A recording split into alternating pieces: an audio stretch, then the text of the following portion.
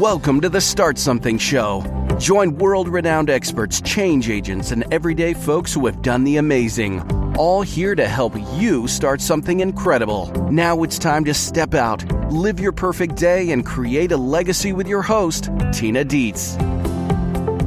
Well, hello, everyone, and welcome to the Backstage Pass of the Start Something Show. I am Tina Dietz, of course, here to bring you awesome human beings from around the world who are all trusted advisors and helping you build your business oasis, bring your dreams into reality, give you some great information, teaching, and tools. And I'm happy to bring back today Mr. Greg Peters, who is known as the Reluctant Networker, although I don't find him so reluctant at all.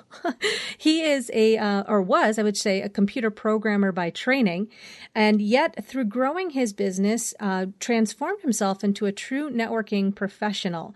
And he's now built 2 successful businesses and has taught thousands of people the value of developing powerful personal connections. You can catch Greg's original episode you'll see the link here on the Backstage Pass page. So if you haven't listened to that, I highly recommend that you do. We talk a lot about his journey and a couple of notable bits. We talk a lot about the transition between part-time to full-time running your business, and also the transition between starting one business, ending that, and starting another in a different field. So important points. But today we're going to be talking about digging more into this area of networking, of referral building, and also how to do some decent follow-through. So Greg, I'm really glad you had the time to join me here on the Backstage Pass. Thanks for coming back. Oh, it's a pleasure. Pleasure, Tina.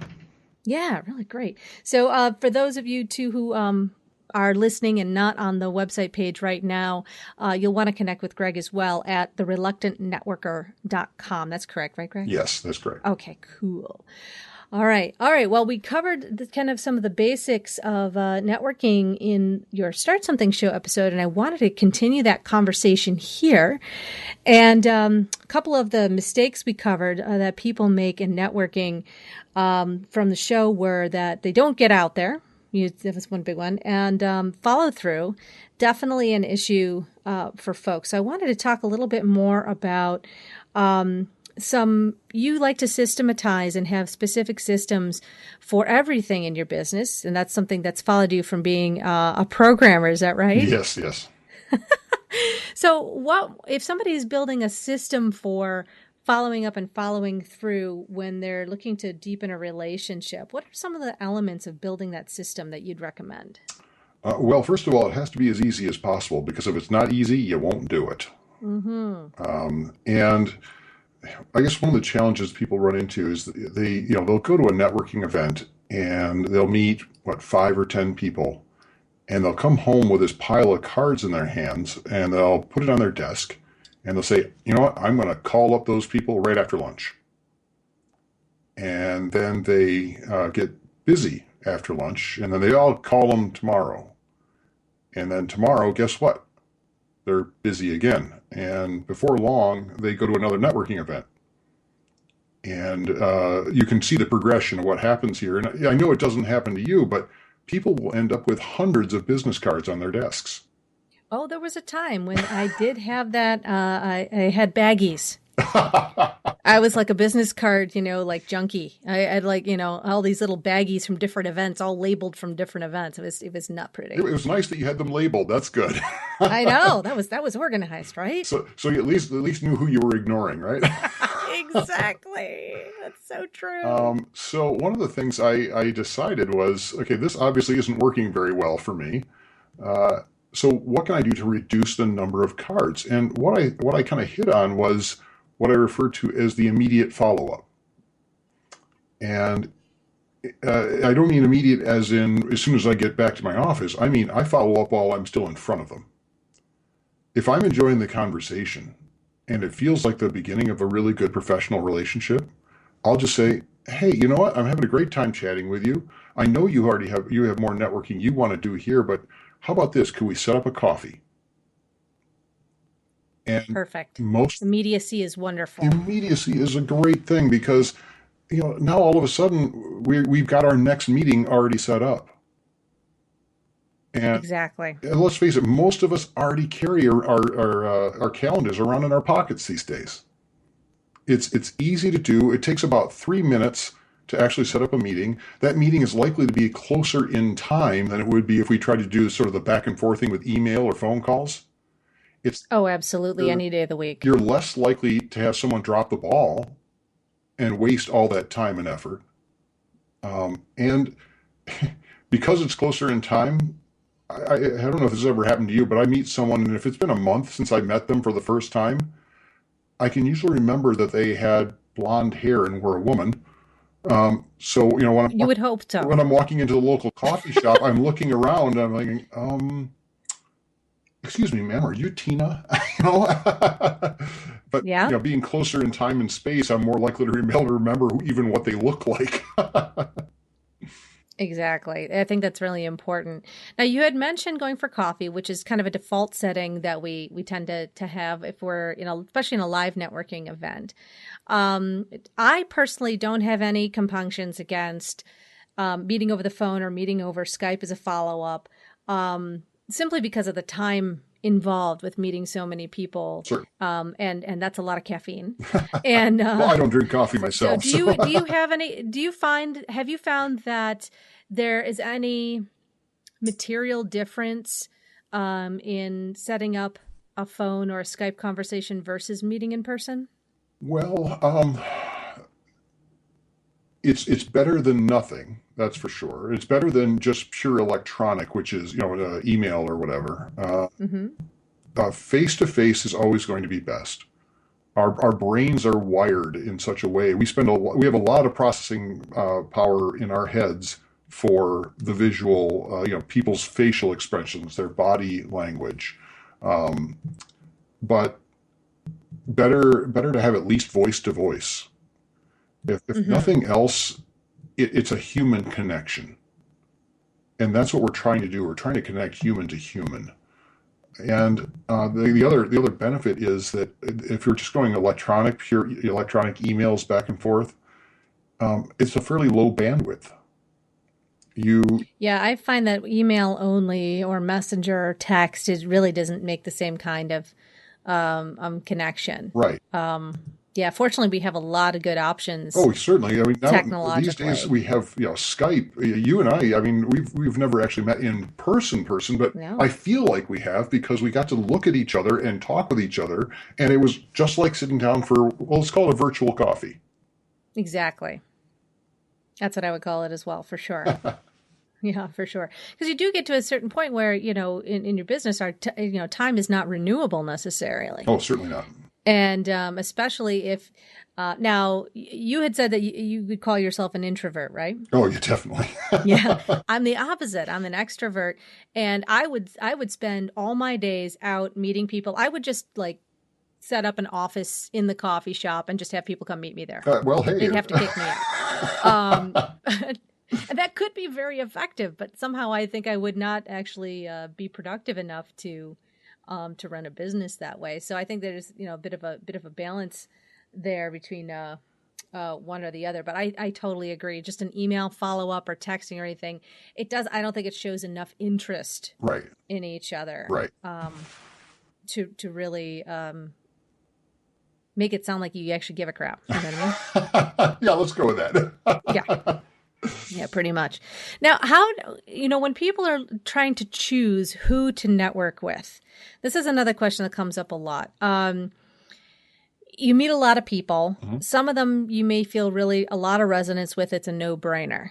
But some folks you may not. How do you handle a situation where you're not sure if you should give somebody more of your time? In general, I go with my gut. If it feels good to talk with them more, then I will. Because if you think about it, the challenges we're going to run into if we are trying to connect with someone with whom we don't have chemistry, it's putting a huge damper on the relationship right from the start. And it's not that they're a bad person or we're a bad person. Two perfectly wonderful people can just not connect. And so I have a tendency to go toward the people that I enjoy being around because for the most part, almost anyone we meet can have some benefit to our network, can be a powerful resource for us. It would be far better to be connected to the people we enjoy being around. Now, that said, if someone tries to be in contact with me, I've got to give them at least props for the effort. And so I'll probably at least meet with them for coffee. And who knows, maybe, they just take a little warming before we start feeling that connection. I feel I very rarely run into people that I have a gut instinct of, no, stay away from them. Yeah, exactly. What about those folks who really aren't necessarily, they might be, good at what they do. Certainly, a perfectly nice person, but they're clearly trying to get you out so they can pitch you. How do you handle those folks? Well, the funny thing is sometimes I'll go out with them intentionally just because it's fun. Well, that's true. If you think they're going to be good at it, that's a whole other thing. But honestly, I do it intentionally because there are techniques in how to deal with that. You'll run into people who want to give you the hard sell even at a networking event. Oh, I've run into that. And there's a simple technique to getting around it. Yeah. When they get going on their pitch, you stop them. It's always about breaking their pattern, by the way. You just stop them and say, you know what, this sounds really fascinating. Who are you trying to reach? And that's brilliant. Quite often it stops them in their tracks. Because that's not that leaves their script. It's not the response they're expecting. No, I suddenly instead of a target, I'm now a resource. And a funny thing happens is they stop being a sales guy or girl, and they start being a human being. And I've actually made some really wonderful connections with people who started out trying to pitch me. But because I shortchanged it, we turned it into a human conversation on how can I help you be more successful. Greg, I got to tell you, and I'm not surprised, but that really is one of the most brilliant pieces of networking advice I've ever heard. Well, I'm glad it worked for you. Yeah, that is really like if you're listening to this and you heard that, and you will take a lot more away from this conversation about that. But if you just took that and used it in networking events, oh, Lord, that's beautiful. That is a thing of beauty, especially if you have an expert type of platform or an expert type of brand, or trusted advisor type of brand, like Greg and I do. That kind of interruption in somebody's pattern and shifting. Like, oh, man, now you just made a friend for life, pretty much right there. All right, cool. Well, let's continue on then. Well, ultimately, the reason we're networking is to build business, right? And although I would say a lot of people are reluctant to admit that because they feel like that, especially in women's networking groups, which I have to admit, personally, I'm not a giant fan of usually. I really prefer mixed gender groups. That's my personality, my preference. I find that in women's networking groups in general, the bunch that I've attended, there tends to be a little less of an emphasis on business. I'm just going to say it in general, or I would say in making money in business. Okay. And a lot more. Now, do you find, and I know this is a delicate subject, but, we're in safe company here. So I'd actually really like to hear what you have to say about this. Well, I mean, yeah, one of the downsides of perceiving networking as a process of relationship development is that there is a societal stigma against bringing up business amongst friends. Yes, exactly. And so, yeah, we can feel a little uncomfortable with that. I mean, there are a number of kind of patterns that are going on inside our heads. I mean, in some ways it feels like we're begging, and no one got into business to beg. Oh, no, please. Or it feels like, we're doing the Godfather thing. I've done something for you, now I expect you to do something for me. Excuse my horrible Marlon on Brando. this the day of the networking event. And you can't see me scratching my face, so it doesn't. But so it puts us in an awkward. It really feels awkward to us to ask for help. And so what I've done, I said, well, I don't like either of those paths. So what's a different path? And being a nerd, of course, I decided to go with the Jedi mind trick path. Ooh. Now, I'm sure you remember in the original Star Wars, which is now called Episode 4. Episode 4. Yes. They're in Mos Eisley, and they're being confronted with the stormtroopers. Yes. And, Ben Kenobi says, these are not the droids you're looking for. And the trooper immediately says, these are not the droids you're looking for. Right. We're looking for. So we need to use that when we're networking. And it's funny because there's a concept called unconscious mirroring. People tend to respond to us in the way we initiate contact with them. At its simplest, the hi, how are you? Fine, how are you? It's that back and forth. We tend to mirror what we hear. So if we would like them to ask how they can help us, then what do you think we should do? Ask how we can help them. Ask how we can help them. But we have to be careful because a lot of people will do this as a technique. Yes, that's true. It has to be done with sincerity because, if we're not sincere, we can tell it, can't we?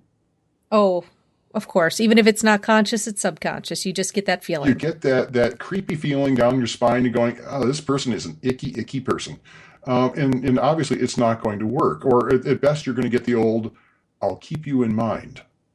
Which means, that's always kind of like, we're very disappointed in you. We're not angry. We're just disappointed. It has a very similar emotional feel to it. And honestly, how long are they actually going to keep you in mind? Probably for about 30 seconds after you're out of their sight.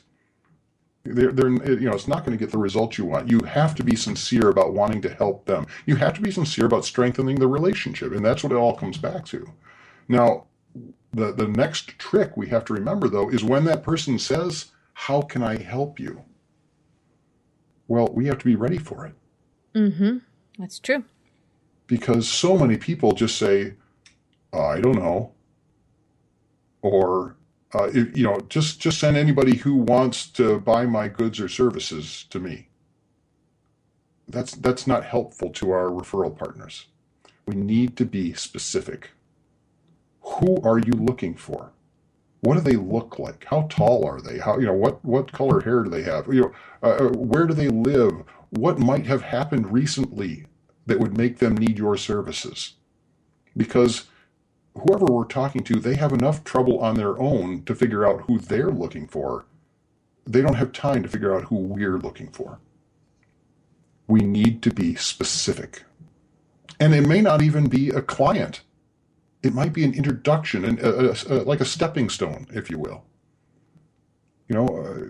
Maybe I know that a lot of people they can get their business through giving presentations. You mentioned in one of our conversations about the real estate agent who would give presentations on child safety. Yes, basically on baby-proofing your home, and she would give presentations at daycare centers for parents. Well, for her, her direct client is the parents, right? Mm-hmm. But maybe her stepping stone is, I give presentations to daycare centers. Would you happen to know any? Would you mind introducing me to the one that you use? Exactly. That is such a brilliant idea. And it could be other networking groups. It could be other associations they might belong to. Certainly. But we have to be careful. Yeah. Because we can't, if we over ask the level of the relationship, it can damage the relationship. Yeah. Usually one ask do you start with? Well, yeah. And you have to be careful because, if I've met you and I've talked with you for 5 minutes, maybe 10, if I'm asking to be introduced to your parents because they might need a good or service of mine, that's a bit much. Yeah, that's going to it puts up your defenses. Mm-hmm. And so we have to be really aware of how we feel. And in some ways, if you just think of it, what would you feel comfortable of them asking you? That's a really good litmus test. If you would feel comfortable them asking to be introduced to your parents for the purpose of selling to them, well, probably it's not going to work in the other direction either. Yeah. Well, continuing into this vein of developing referrals, what are some characteristics we want to look for, or what questions do we want to ask ourselves if we're looking for good referral partners? good referral partners. Well, like, for example, like if we're thinking, oh, would this person be a good referral source? Like, is there some kind of benchmark questions we want to kind of think about? the best one right off the bat is, well, of course, as we talked about earlier, that do we have a connection with them? Do we feel good about being associated with them? Because if we don't, it's not going to work, period. But beyond that, one of the best questions you can ask is, do we serve the same people without competing? Is our target markets, do they mesh in some way? Do they overlap? Do they intersect? Because if that's happening, then you can each refer easily to the other. And referrals there's a lot of reciprocity in this. Very true. But you have to be careful there also, because you don't want to be keeping score. If you're keeping score, you're playing a game that someone has to lose. Right, that's never good. Yeah, so you are giving referrals because it's the right thing for all parties involved. And that will build your credibility. When you receive referrals, of course, that's when you want to remember everyone involved and make sure that they are appreciated. Exactly. And it doesn't have to be tit for tat at all. No. In fact, it quite often can't be. No, it can't necessarily. One example kind of comes to mind. Maybe you have one as well. One of my clients was a sales manager for a pest control company, exterminator. And we developed a strategy where he was doing presentations and seeking out restaurant owners and restaurant owner associations to do preventative work. And one of the things that he would do with his owners, besides the, kind of client education side of things, instead of just going to the sales pitch, was we kind of developed a follow-up where he would make a point of making sure that all the restaurants that he had done work with, or his guys had done work with, that he would go back in and eat there. And he would bring other people with him, whether they were colleagues, friends, family, whatever. And then he would make sure that he left a review on Yelp and on TripAdvisor. Yeah. And it wasn't something he touted to them or anything like that. But it was just a way that he could then,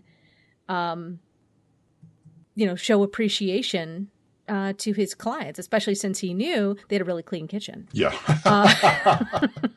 Well, and then he could also be aware of what other vendors do the restaurants use.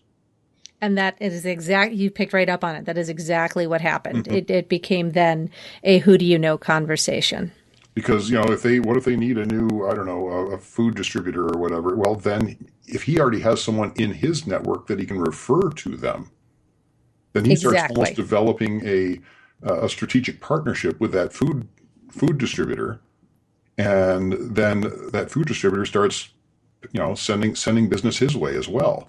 It can become just this wonderful little partnership that you nailed it. Absolutely, everything flowing. Very, very true. Greg, this is absolutely wonderful. I really appreciate all of this is really chock full of information, advice, and tips.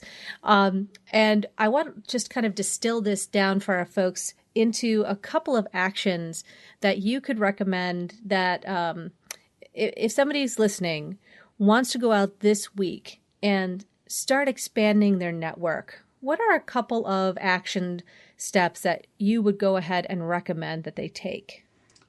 Well, to start expanding their network, understand that no matter where you are, if you're interacting with other human beings, you are networking. And so just start talking with them, being interested in them. That's the very first step, is being aware that you are consciously forming those relationships. Second of all, especially if you're trying to grow your client list, find out who else your clients need. Talk with your clients and say, well, who else serves you? Then start making an effort to connect with those people, or even see if you might already know people like that in your network. Great. So can you give a couple of examples of that? So let's look at it this way. If I was one of your clients and you were advising me on who I would want to ask my clients about. So I'm a business coach, and I work doing a lot of strategy with my clients on developing their business and developing the strategy for what income streams they're going to then bring in. And most of my folks work in the digital space. Okay. Well, what else do your clients need? My clients need websites. Oh, okay. And my clients need graphic design. Oh, okay. Well, there you go. We got two right there. Who are website developers and graphic designers in your network? Exactly. So then I can reach out to the folks that I already know, or simply ask, who do you know? Or ask your clients who they're currently using. Who they're using. Although I have to admit, most of my clients, it's the opposite I'm recommending to them. Well, but that's just a business development point. You may also run into clients, though, or other people. When you're chatting with other people in your network, say, you know what, I'm trying to build my list of graphic designers and web developers. Who do you know? Exactly. Use the network to build the network. Powerful words in the English language. Who do you know? Who do you know? Awesome.